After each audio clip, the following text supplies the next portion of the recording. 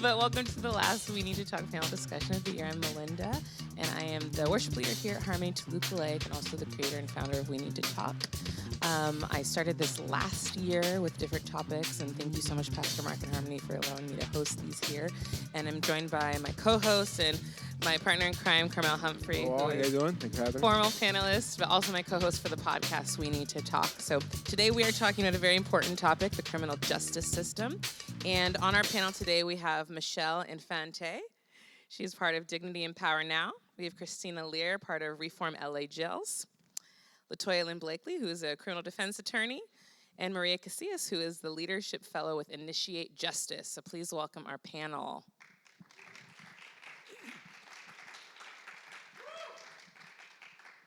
So how this will work, we're just going to have a discussion with you guys, a few questions that we want to ask, and then we're going to open up the floor to anyone that has any questions that they would like to ask the panel as well.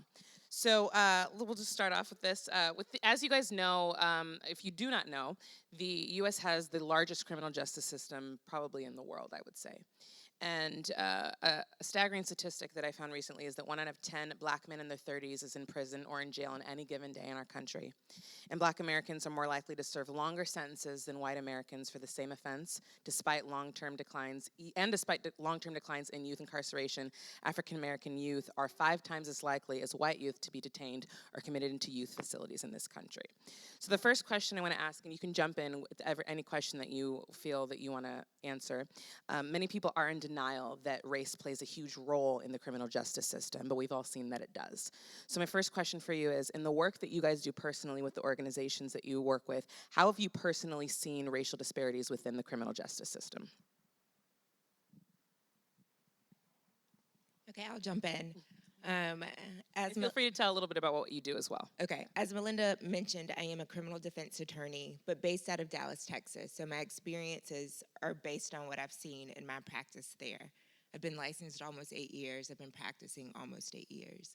And so while there is no dispute in my mind that the criminal justice system is biased based on race, I think that one of the more important things and kind of a foundational issue is that it's really biased based on socioeconomic status. I believe that poor neighborhoods are policed at a much higher rate than non-poor neighborhoods. And it just so happens to be that minorities make up the bulk of poor neighborhoods.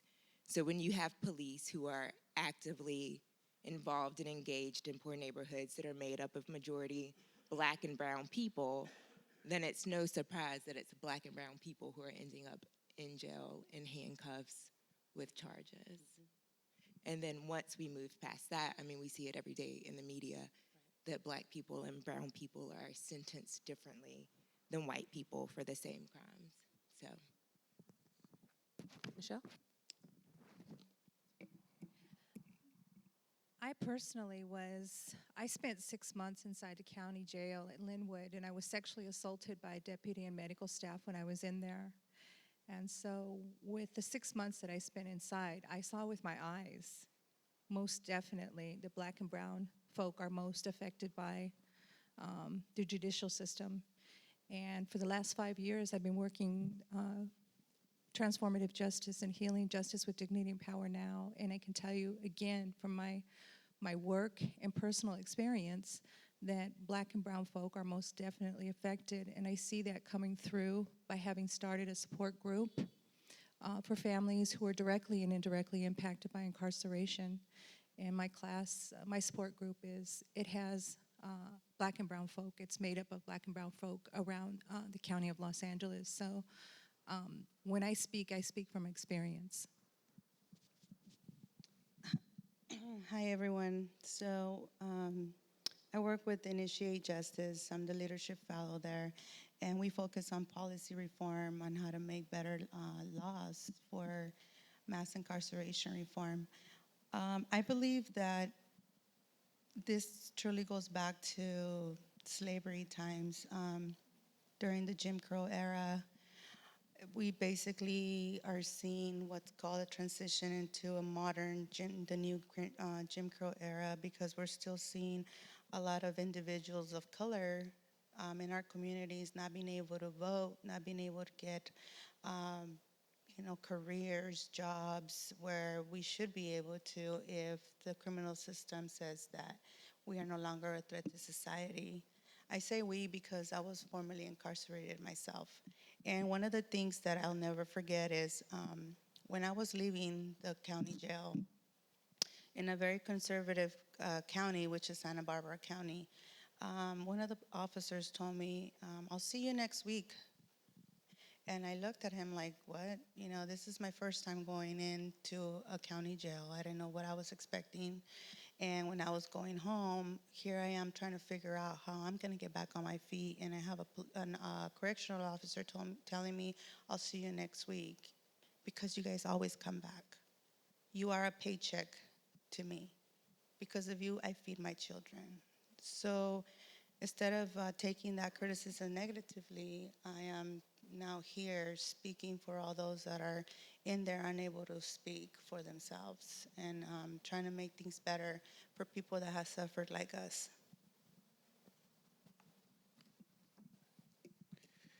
Next question. In politics, what is something within the criminal justice reform that we should be asking potential candidates to consider? Oh, I can answer that right off the bat.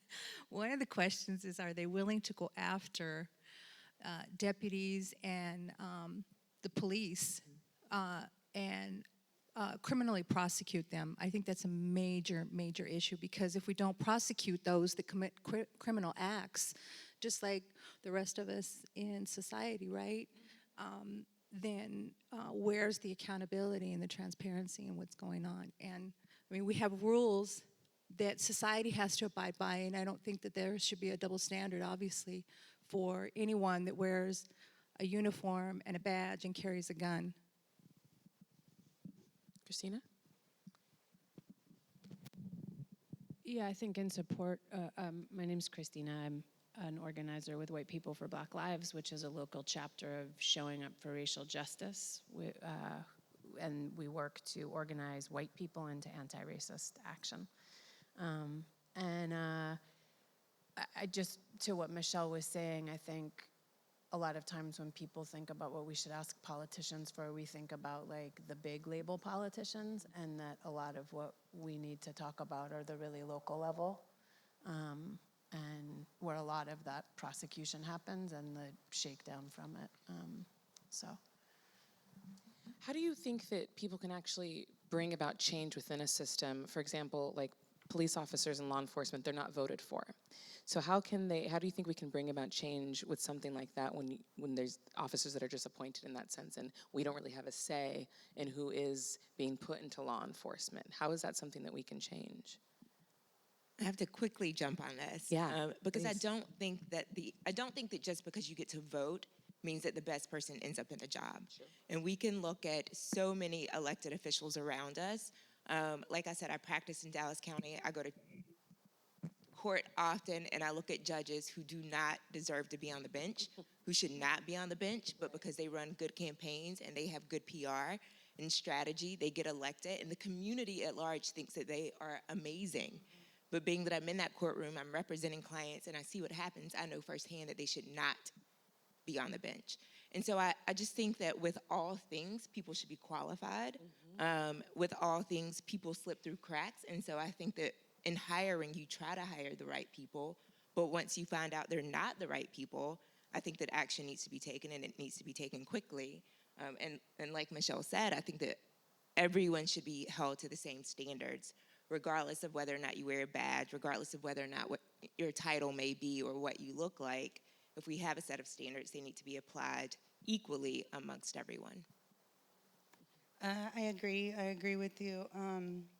And also, like, if you take a look at careers, if you want to become a doctor, you got to go to school for so many years. If you want to be a lawyer, you got to go to school for so many years.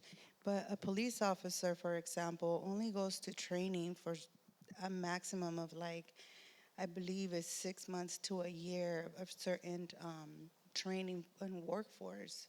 So as far as being elected, I totally agree.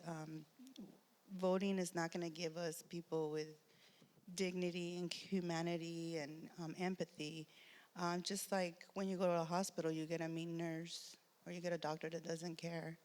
I believe that it's the same thing in the workforce of law enforcement. They should all be held accountable equally and not have any type of privileges just because they wear a badge. What do you think the primary function of law enforcement is supposed to be? And it says law enforcement, but I think that they've kind of misinterpreted their mandate a little bit recently, at least that we've seen. So I'm curious to know your thoughts of what you actually think their job is supposed to be. Protect and serve and protect. I feel like the abuse that's put out there is due to empowerment issues. If they begin to get held accountable, then they're going to think twice about how they treat the people. If the people starts to stand up and doing rightful, like rightful filing, like court matters against them, filing charges against them without having the fear of they're going to come after me or they're going to come after my family or they are more powerful than we are because they have a badge. They should be starting to get held accountable for all the unrightful treatment that they do to humanity because humanity doesn't have a color. But unfortunately, we were raised that way. We were born into a society that there's division in color, and unfortunately, we were born in that state of mind, in that stigma. So now our goal is to remove that and help people see that there is no division in color, and if it's going to take for law enforcement to get held accountable for it, then we need to start doing that. Go ahead.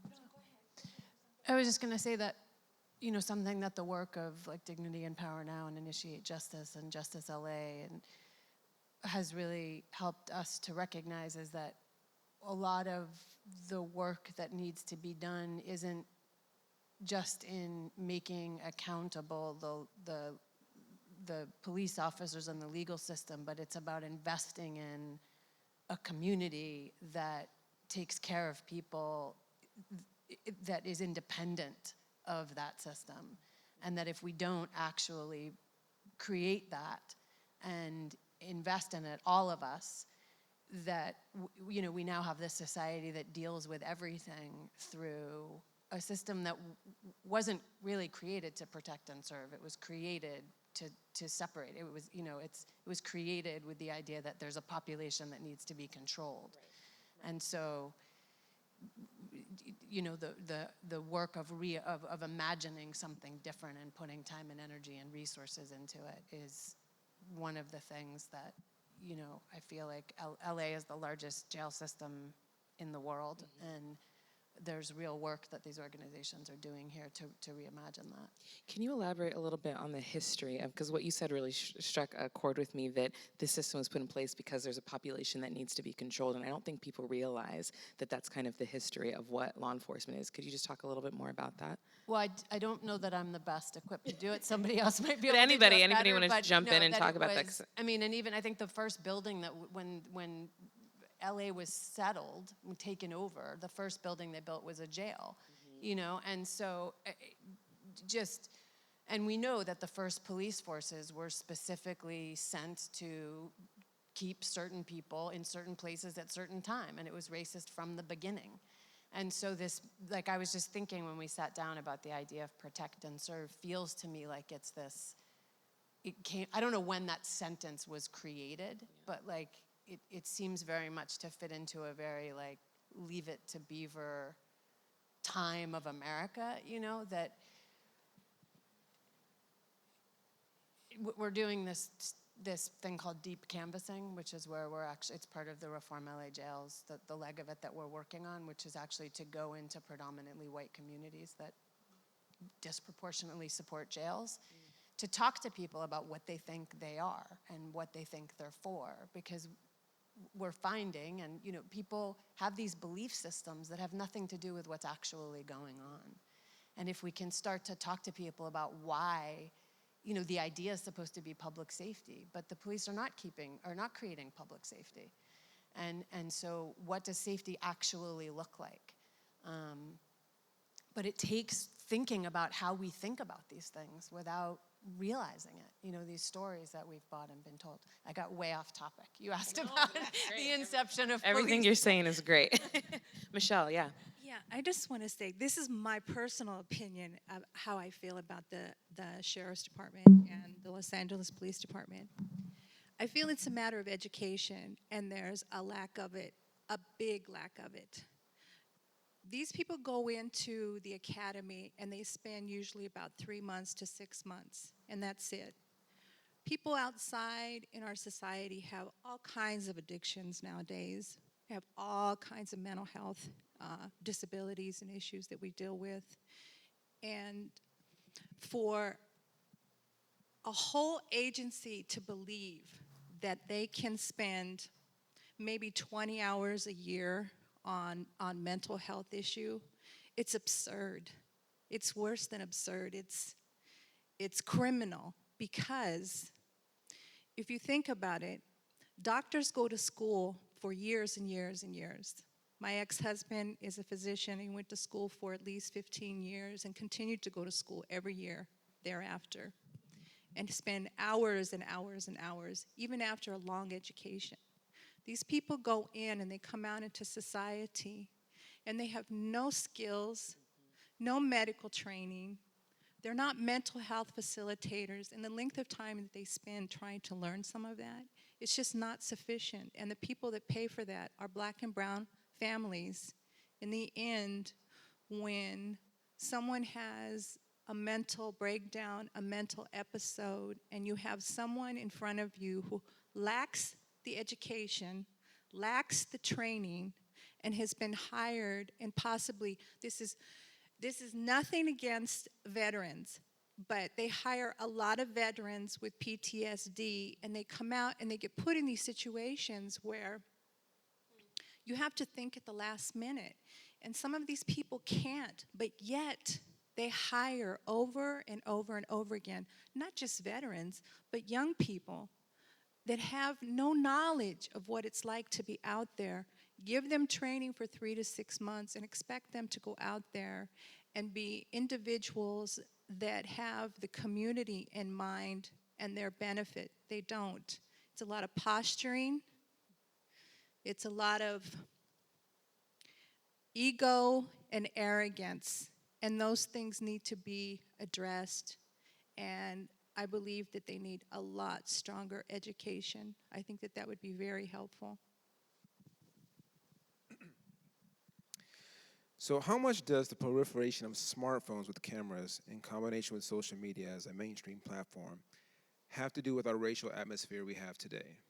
And with that, does drawing more attention to each incident help or create more tension? I think exposure is great, no matter how it comes, as long as it's an honest version of whatever's happening. And I believe we're starting to see what's been going on for decades.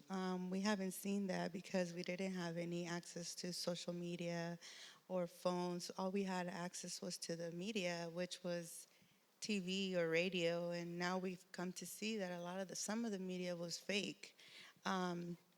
Other than that, is now the advantage that we have is that we have our own media, our own social network, our own platform to put out there and expose what's really happening out there in reality versus what the media says to us. Do you think it's actually holding law enforcement accountable, though, now that we're seeing what's happening more and more? I think there's a lot of work to be done. Definitely, people are starting to become aware and awake, and that's a good thing. When someone becomes awakened, it takes years to understand what they've been blindfolded from. But a beginning of that is great, because in the years to come, things will change, and hopefully they'll change for more, for the better, for our future generations to have a better way of living and unity, because this whole racism act is still in effect like it was back in the days. It's just a different form. Kristina? Yeah, I think it's tricky, right? Because on the one hand, it's obviously moving some people into awareness and action that they weren't otherwise. And yet it's also constantly re-sharing of trauma. And that there's an element to that I, is troublesome. It seems like, why does it have to be re-traumatizing people and populations to be able to move folks? It's that, but also I've felt like there's sort of this sense of desensitization with people, like because it's been happening so much and because there's so many videos circulating around Facebook or Instagram, people are like, oh, it's happening again. So I don't know if it's moving people to actually want to have action, or if it's almost become part of a culture now. Same kind of like with school shootings, like I feel like we've become almost desensitized to them. I don't know if you guys feel that way as well. I don't feel that way personally, but I think that there's so many things nowadays that have become normal.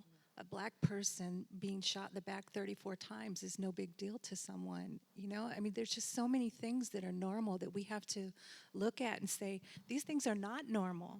It's not normal to have a police officer that's involved in 3 deaths inside the county jails and everyone just bypasses this information and doesn't look at it. I mean, there's just so many new normals that just aren't right. And I think we as people, we have to be the ones to decide those things aren't normal anymore. Instead of sitting back and looking at this stuff and accepting it, we have to say, no, it's not acceptable, and we have to do something about it as an individual, whatever that is. However you can do it, whether it's a phone call, coming in and educating yourself, going on the internet and educating yourself, looking up all these different organizations, speaking to attorneys and asking them what it's like. And I mean, I can only imagine she must be a plethora of information with regards to jury and judges and attorneys. I mean, we have to educate ourselves. It's up to us to do that and not accept what everything else is being put out there as normal, because these things are not.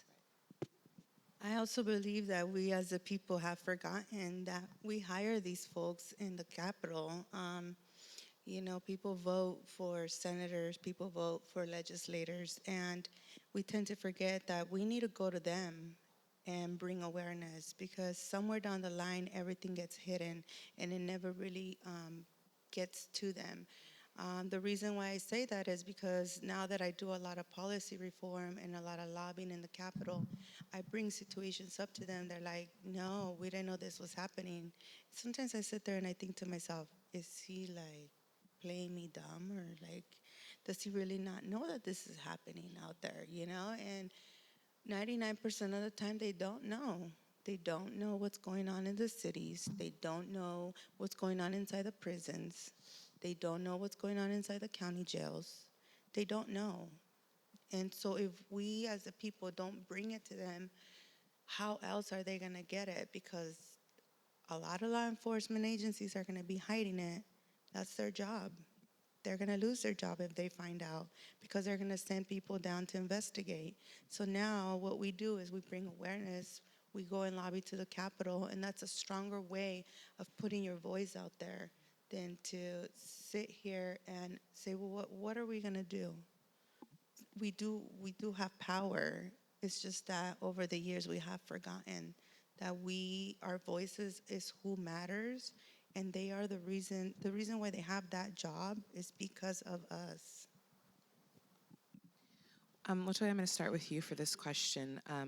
But do you think that the criminal justice system as a whole is infected with institutional racism, and not just with individual people, like we've talked about judges and cops and things like that, but the actual like laws that are built into the system? Do you think that they have an inherent bias within them?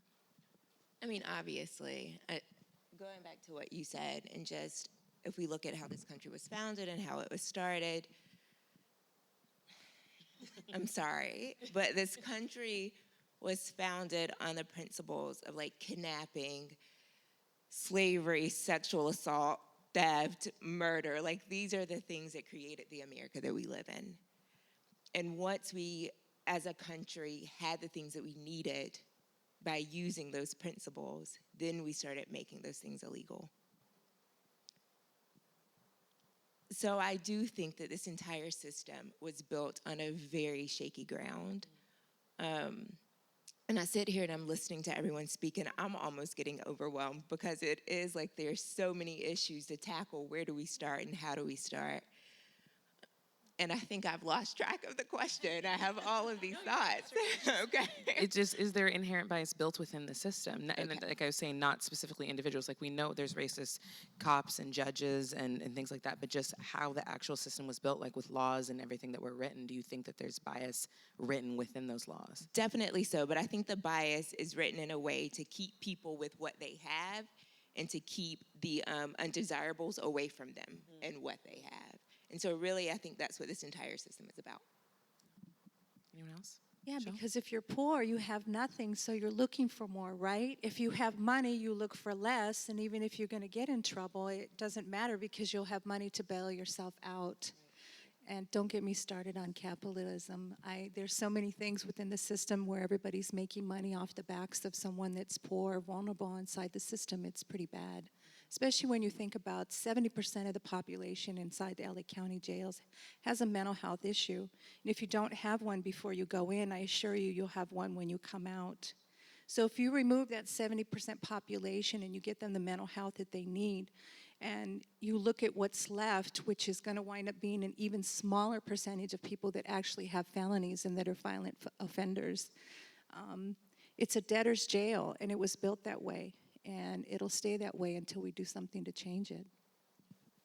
Yeah, if you take a look at what's going on inside the county jails and the state prisons, I'll give you an example. Mental health is a big issue, like she said, and everyone, like, high percentage of society thinks, oh, my taxes are going to these prisoners. So, why are we going to support them? Why are we going to do this? They're just sitting there doing nothing. They're just sitting there watching TV. They don't work. That's my tax money. But in reality, there's a bill that we just passed and is sitting in the governor's desk right now. It's called AB 45. And that bill is going to remove the copays that they pay every time they go to the doctor, every time they go to the dentist, every time they need medical care, they pay copays in there. And if you don't have that copay in your books, you don't get to eat. You don't get to go to store. You don't get to get hygiene. You don't get nothing. And the jobs that you have in there in a state prison, because they pay you about 8 pennies to 10 pennies an hour. So on average, you're making $11 to $18 a month. But you still have to pay your copays if you get a cough.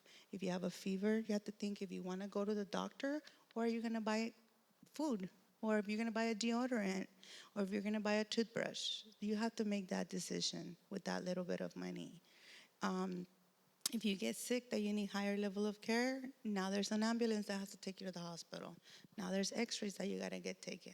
There's all these different fees on top of restitution fines, because you have to pay a percentage of a restitution fine if you're working, that you have to pay in there before you can get medical care. So there's just so much different malinformation going out that it frustrates people, because there's no real education on what's really going on in there.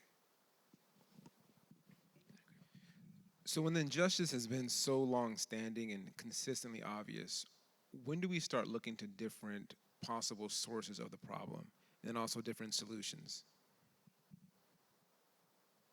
Well, I have a short answer to that real quick. I mean, we can't wait. We have to do everything in our power now to do whatever we can. I think that one thing that needs to be talked about is the fact that some people end up in the criminal justice system because they really have done something wrong. And as an attorney, I represent lots of clients who really are guilty, who really have taken steps to get themselves in the situations that they're in. And so one of the things that I'm really passionate about is like youth development and kind of going into communities at an early age, interacting with children and potential defendants before they reach that point. I think that we need to start doing what we can to prevent ever interacting with police officers as an individual. Like if I lived in a poor community and I know that police are often on these streets, I'm gonna do everything I can to make sure I'm doing what I'm supposed to be doing and that I'm not having a negative interaction with a police officer and I'm not giving a police officer a reason to arrest me. People still get arrested with no reasons, but I just think that we need to be a little bit more accountable and stop playing the victim, and realizing that there are certain things that we can do, both as an individual and as a part of a bigger community, to educate, empower, broaden the horizons, and just help people be the better versions of themselves so that we can do what we can to reduce interactions, negative interactions. Yeah, Kristina. I think this goes to what you were saying too about socioeconomic realities and color realities.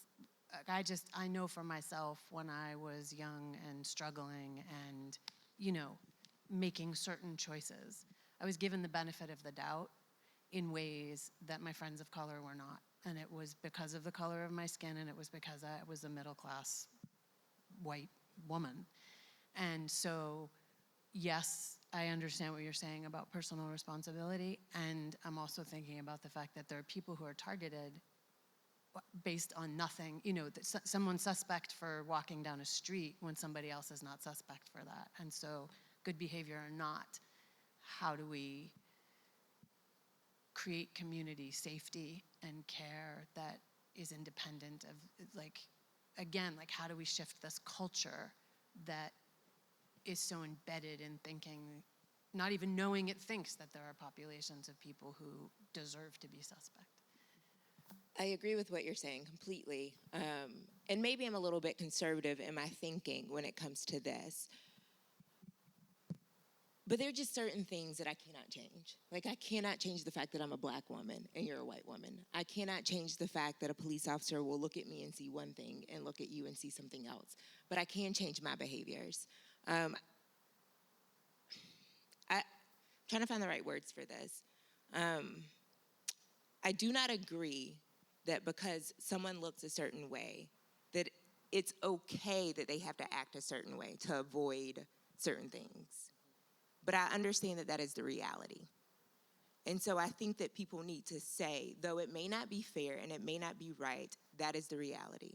So what can I do to make my situation better? Because there, just certain things we cannot change.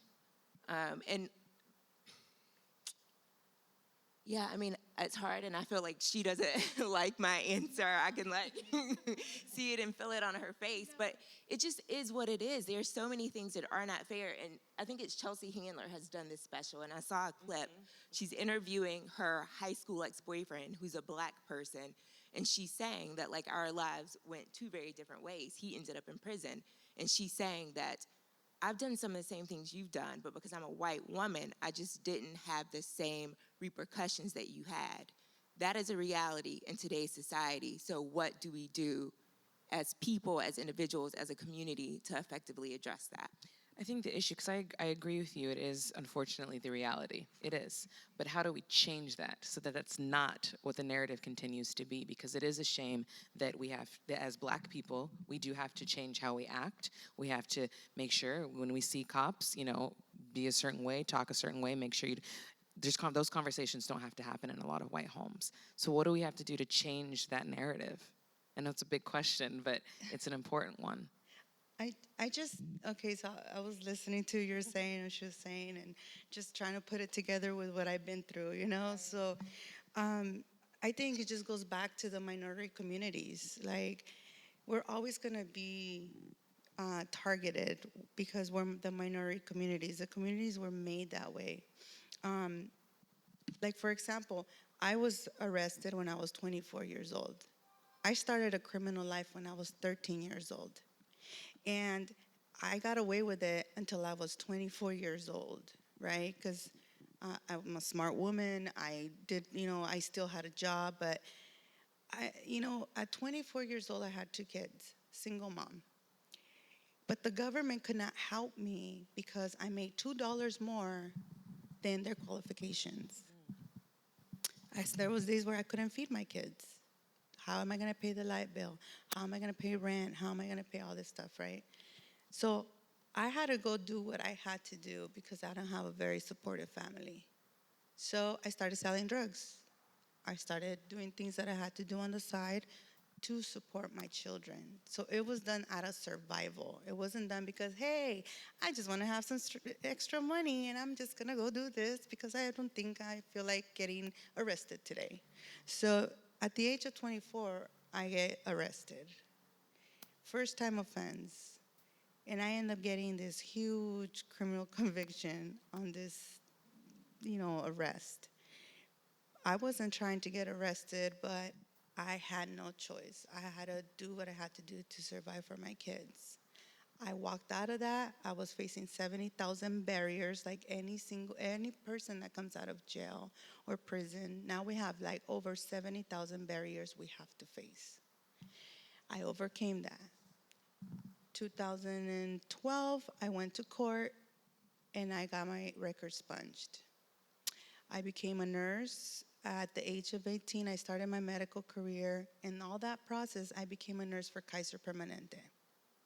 So now, fast forward to 2019, I've been in the medical field for 22 years now, and I just retired 3 weeks ago from the medical field.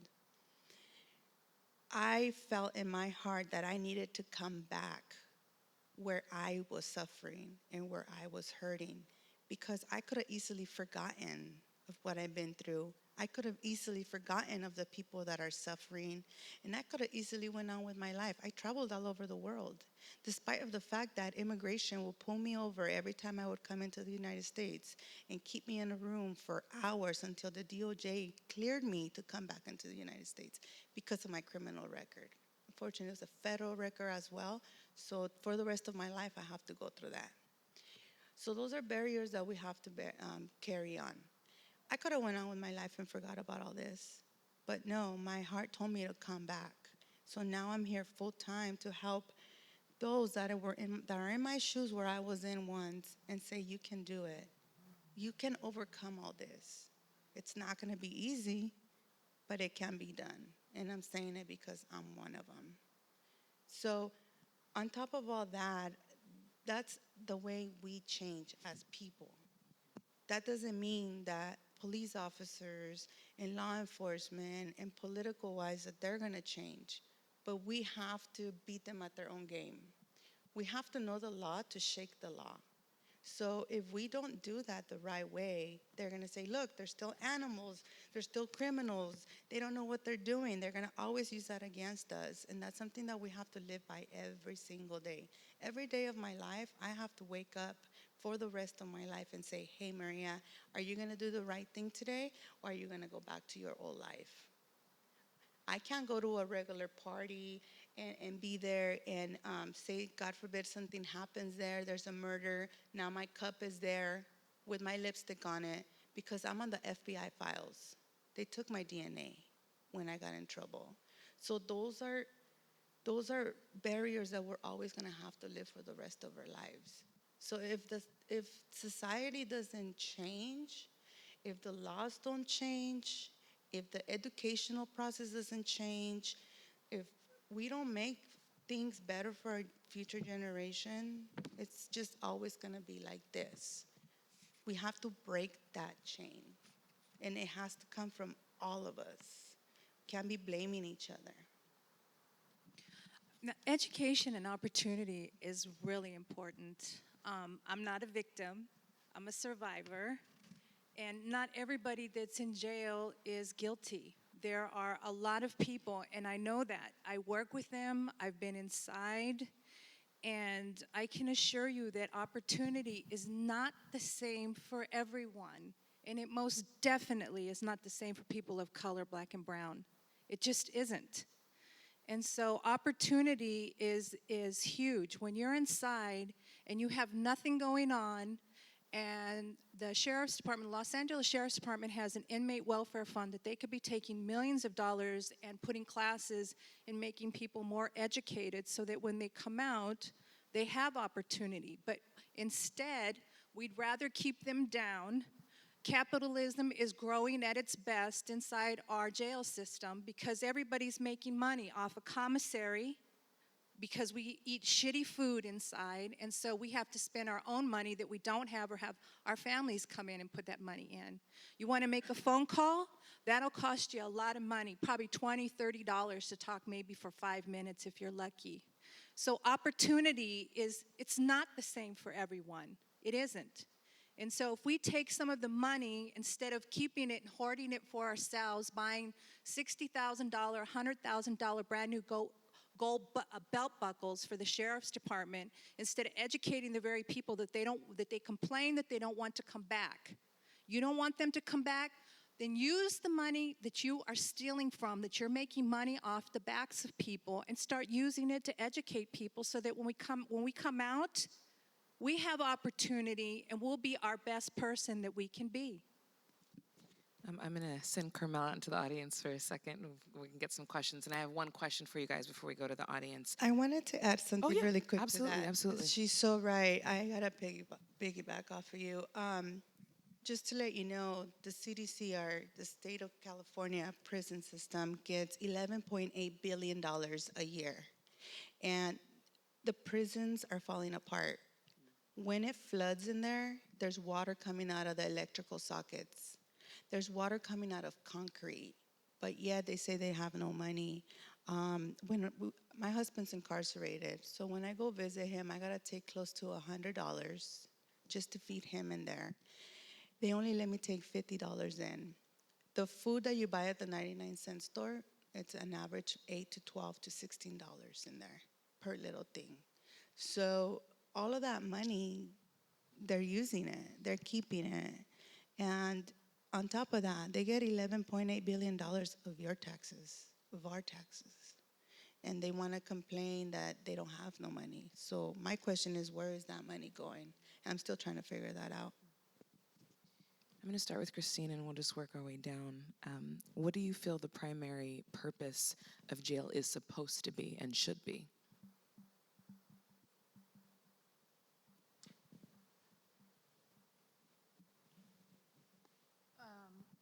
I don't know that I think there is a primary purpose for jail and prison. Because I do believe some people would say rehabilitation, but there's really not opportunity for that, even that, for some people. I feel like the idea of rehabilitation is something that has been infused into the idea of what jails and prisons is supposed to be. But again, when we go back to what the inception of it was, I don't think rehabilitation was a part of it, and it's certainly not really a part of it now. Right. But you know, what I will say is that I feel like I want to know what accountability looks like for harm done, and I want to know what restoration looks like for dignity and human relationship and potential. But I have yet to see where I think that works within prison and jails. What was the question again? Just the primary purpose of jail, what is it Okay. supposed to be or should be? So the primary purpose would be to, hold accountable to those that really do commit true crimes, because there is evil people out there. Sure. There is people that do commit crimes out there that deserve to do time in prison, but there is thousands and thousands of them in there that are being abused of their freedom. There's no educational system in there. There is no rehabilitation system in there. I don't even know why they put an R behind CDCR, because there's no rehabilitation in there. If we start to implement programs, mental health programs, rehabilitation as far as even getting your GED, like it takes years for you to get your GED done, because they only have one program in one prison, and in the prison they have thousands of people in there. So if we start putting that and giving the appropriate time, because we have people in there that are serving life in prison for stealing a pack of gum because the president decided to do the 3-strike law.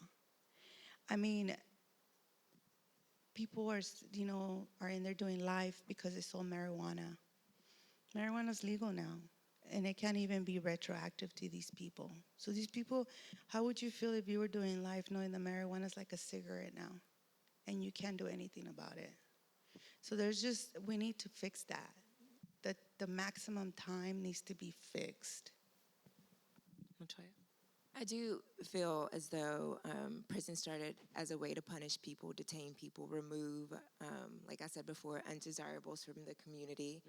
I think that the word rehabilitation, the idea of rehabilitation, is something that was later added. Like I said, I practice out of Texas, so my experience is with Texas. So I can say that in a lot of our jails, we do have programs, educational programs. The new DA in Dallas County is very mental illness focused and drug rehabilitation focused. And so there really is an effort to try to get people help. Whether that help is effective is a different question, but there are at least efforts out there. Generally speaking, I think that the prison system nationwide should move towards rehabilitation because that should be the goal, to help people, to give them the resources that they need to be better and to come out as productive members of society. I also agree that prison sentences are entirely too long. I mean, this encompasses so many of the things that we've talked about, but there was a police officer in Dallas County that shot and killed a 15-year-old. The 15-year-old was in the car with his brother. They were leaving a high school party. The police officer said that the car was driving towards him. The video camera showed that the car was driving away from him. He shot into the car, killed a 15-year-old. Sorry, this still makes me emotional. And the brother was driving that car. And I just put myself in that situation of being the driver of a vehicle where my sister or brother was killed. The police officer was charged. He was convicted, but he got 15 years in prison. And in Texas, he has to do half of the time before he's eligible for parole. So that means that he could be out of prison in 7.5 years for shooting and killing a 15-year-old. But we have people serving 20 years, 25 years, 30 years life sentences for selling drugs. So I do think that, generally speaking, the entire criminal justice system needs to be overhauled. Laws need to be enacted to actually fit the crime done. Laws need to be applied evenly. And we need to be focused on changing people for the better and giving them the resources and the things they need to be able to come out and be better members of society so that we can have stories like this one and this one where they come out and they say that they are survivors, they've changed their lives, and they're now giving back to the community. Michele? My opinion people might not agree with this, but I come from having 35 years in the medical field, and after watching my ex-husband go to medical school and learning all about the brain, and neurodoctors, they say they don't even know about the brain. I feel as though a good percentage of the people that are inside the jails don't belong there. And maybe what we need are more mental health facilities and places for people to go who have addictions. And then from there, they should have the resources and be given the opportunity for new education, whether it's a degree or short-term working on something that they would be able to go out and be something like a mechanic, whatever.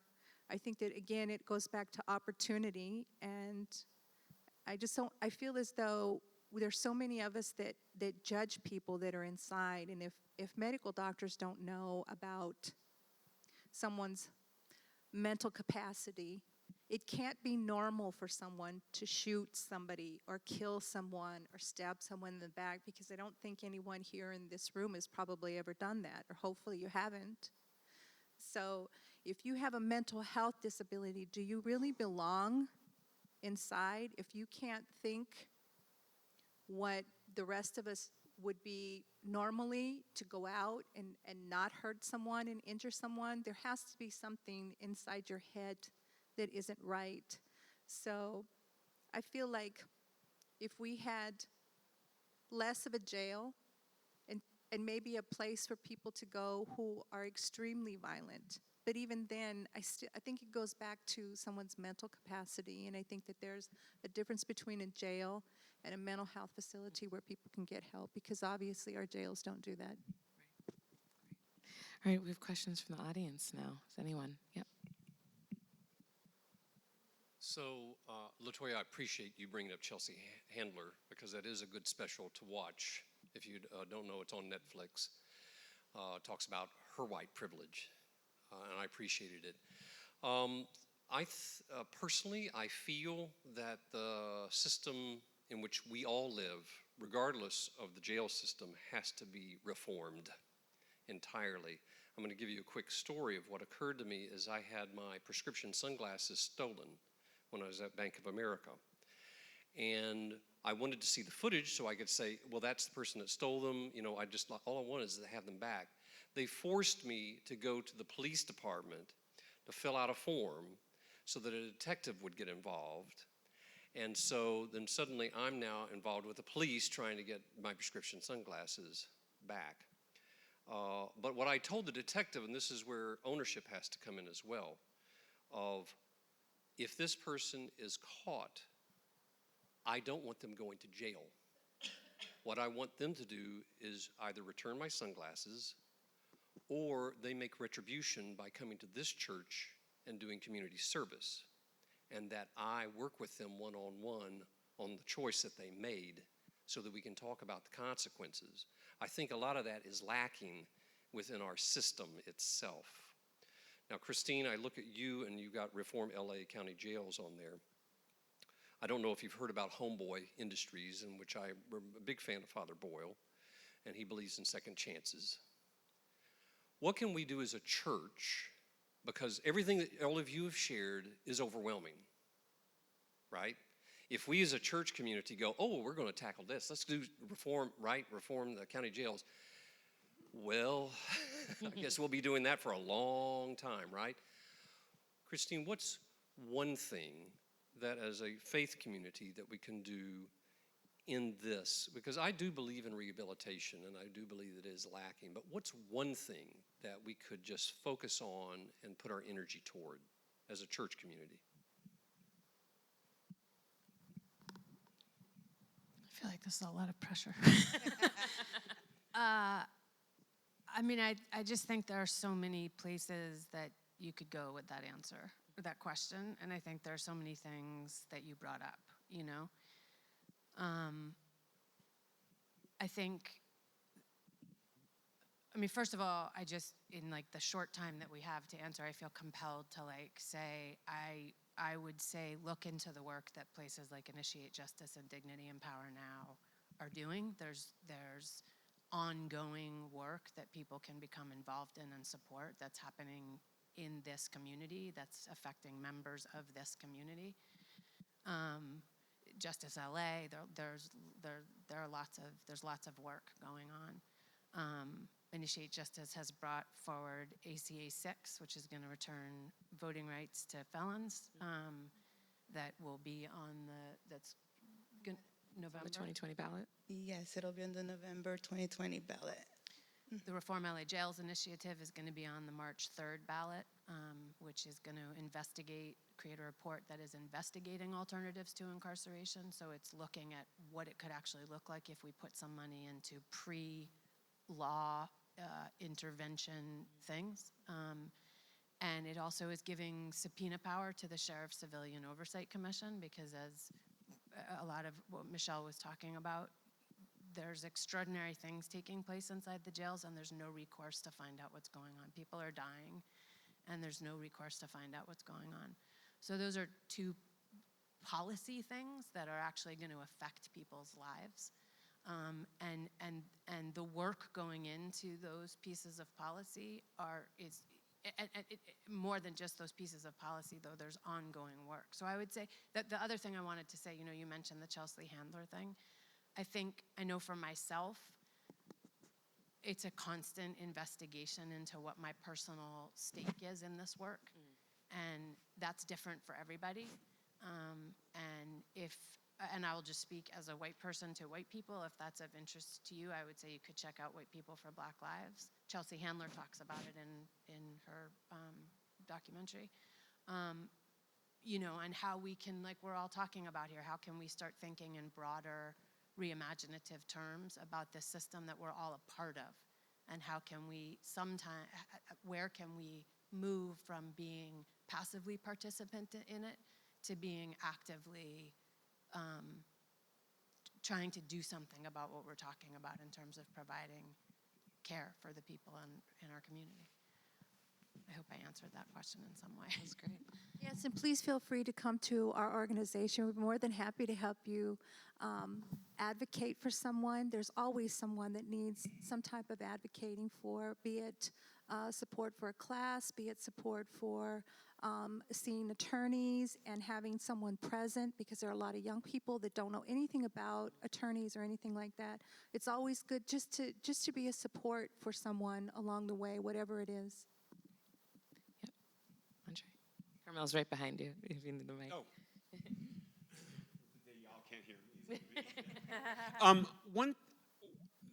I want to touch on a couple things that were said. Number one, about in this day and age of video cams, of body cams. But one thing that wasn't mentioned, we touched briefly on it, about how the criminal justice and police departments have a tendency to shy away from things like that. But what hasn't really been mentioned, or I haven't heard, was the good old boy network. How is it that a black man or a brown man or any person of color can run away with his hands in the air, not holding any weapon, and still get shot? And this police officer gets away with it because of whatever. It was on a cell phone. How about the man that in New York that was wrestled to the ground for selling unpackaged cigarettes and ultimately died? Nothing was done. For what, a year or two or three, and then finally someone was held accountable. But this is a good old boy network. How about these body cams that are mysteriously not working that day? This good old boy network within the police department, and I don't want to denigate at all police departments, because they're fine men and women in the police departments. But there's institutional racism right there. You get a person like Mark Furman way back when that was even in the police department when he was an avowed racist. And you have people. There's a vetting system in this little period of 6 months that we were talking about, of all their training that they get within 6 months. There's a vetting process there that's not really good, because they need to vet these people out. Although it's really kind of hard sometimes, because you can talk your way. Girl, I can talk my way through just about anything. But what I'm saying is, a lot of good work is not being is being torn down because of the good old boy network. What can we do about that? Go for it. Yeah. One of the problems is there's this horrible, horrible thing called the Peace Officers Bill of Rights. And it's this huge umbrella. If you want to talk about the Good Old Boys Club, this is all part of it. It has to do with the Peace Officers Bill of Rights. It makes it very difficult to go after and prosecute. I don't know about Texas, but here in California, it is very, very difficult. That's something that our organization, along with the ACLU and all the other ones that are sitting up here in front, we're trying to change that.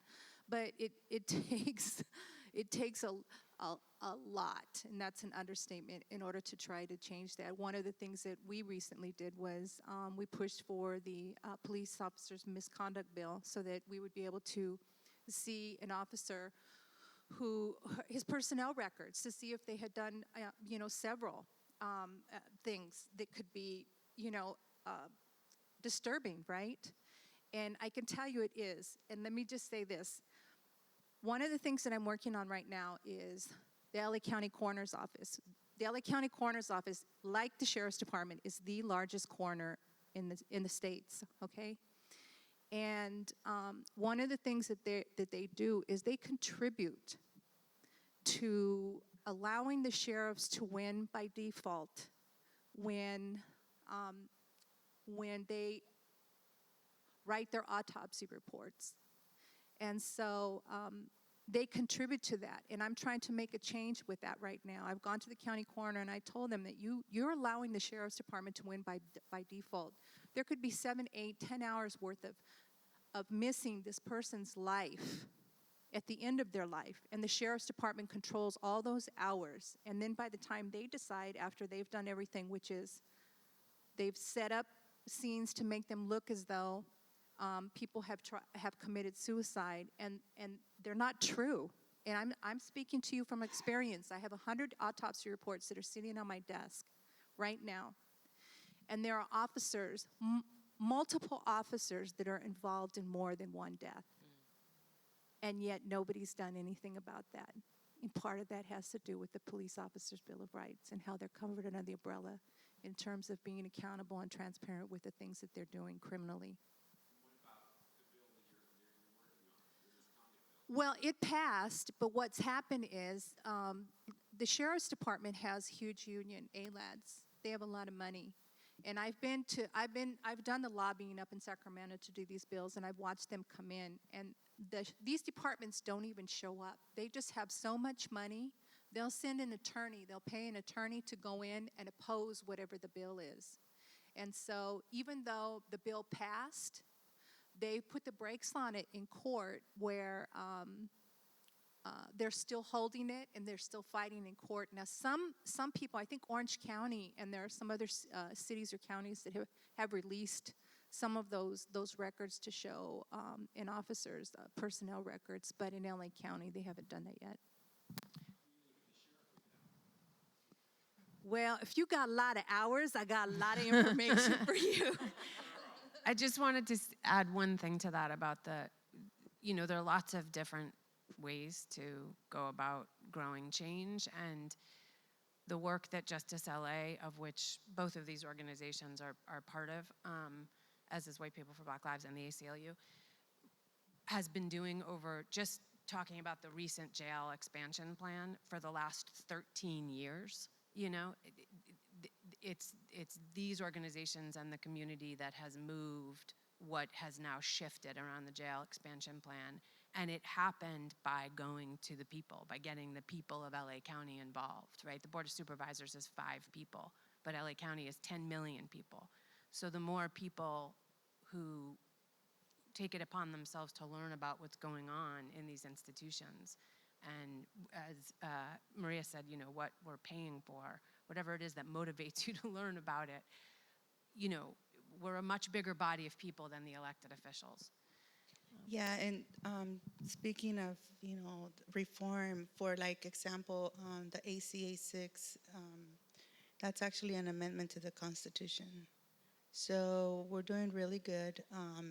When it first started, we wanted to do it off of, signatures for the people, but they wanted us to get, I believe, more than 1 million signatures. So we made it to like 650,000 signatures. So that's the reason why we had to go through legislation. It passed the legislation, and now we're getting ready. We're sitting on the senator's desk. It just goes to show how much barriers they put on us, even just to be able to make something better. If ACA 6 passes to the ballot in November 2020, we have to pay about between $3 to $5 million just to put it on the ballot initiative. So right now we're raising money for that. We're coming out to get signatures, educating the communities. If there's events, we come out and table and educate people that, these are 50,000 people in California that are not allowed to vote because they're on parole. But yet, they were released from prison because they're no longer a threat to society. They get a job, they pay their taxes, they live like any normal person in society, but they don't have the right to use their voice. So that's one. Those are barriers that we face. It all comes down to money. Like, if we don't pay this much, you can't get on the ballot. I don't care if you passed it through the Senate. You still need, we're leaving it up to the people to vote yes on ACA 6. But in order for us to put it there, we got to come up with $3 to $5 million just to put it on the ballot. We have time for one more question. Anyone? Yes. Do you think that public schools within the inner cities and neighborhoods that are socially and economically challenged have become a funnel of sorts for the justice system? Yes, because our government doesn't do well at education and history for our students. I think that if they did a better job, that would be a great start, for sure. They also, and somebody may be able to speak more specifically to this, jail plans are made based on the test scores of third graders. So students not doing well is like a huge indicator of what is making people vote for and invest in building more jails. Yeah, it's called school to prison pipeline. So what it is it's already set up that way. It's already set up for children that are being raised in minority communities in poverty to end up in there. That's their mentality when they build that. I have a youth at risk child. He's 17 years old, and just recently he got arrested. And I'm thinking, how can you get arrested? I'm over here doing all this work and you get arrested. Like, right? So he got arrested for having marijuana, a possession of marijuana in the school grounds. So here comes the principal and tells me, oh, your son got arrested. You need to go to the police department. He's going to do a long time in jail. He's not coming back. And I'm like, what did he do that it's so, dangerously, like, not coming back? So long story short, I go get him and they gave him to me. And so I sat there and talked with him and, I gave him the whole mom-son thing. But when I went to the school board, they were already set, done, decided, not even a choice, that my son was going to be expulsion from school, from the whole district, that he could only go to one of those schools that for criminal kids. And the officer of the school had evidence pictures that he was selling marijuana in the school. I mean, they had this whole platform set up for him. And I'm sitting there just taking it all in quietly, just thinking, you guys are full of crap, right? Like, this is nonsense. Like, I got to see it with my own eyes, how the school system works. So finally, one of the principals tells my son, Jacob, I'm your advocate.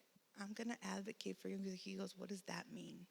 So he tells him, well, I'm going to make sure that the officers don't mistreat you, that the school rules are being played fair for you, that nobody's trying to take advantage of your rights, da-da-da.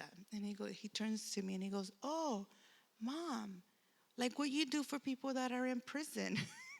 So they all looked at me like, you've been fooling us. You've been sitting here allowing us to pump fear into you, but you literally were laughing inside because now we know that this is what you do, So I said, yes, son. And I told him, there is no way that my son's going to get criminalized by having what's so-called a cigarette nowadays. I don't condone him using marijuana.